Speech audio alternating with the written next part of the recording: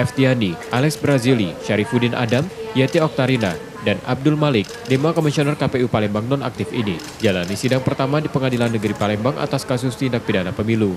Pembacaan dakwaan jaksa penuntut umum, yang merupakan agenda awal sidang, mendakwa kelimanya menghilangkan hak suara pemilih dengan tidak melakukan rekomendasi pemilu susulan dan lanjutan di 70 TPS yang kekurangan surat suara presiden pada 17 April lalu.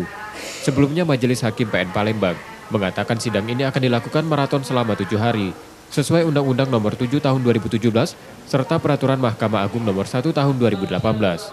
Kasus hukum kelima terdakwa, dalam eksepsinya keberatan dengan dakwaan JPU.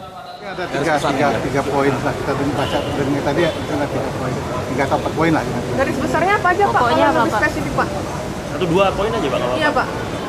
Iya, antara lain mungkin ada rasa, juga cermat, pesona, itu antara lain ya. Selama menjalani sidang di PN Palembang, tugas-tugas KPU Palembang diambil alih KPU Sumsel. Sinta Dwi Putri, Rizky Nurnizan, Kompas TV, Palembang. KPU, iya, kalau soal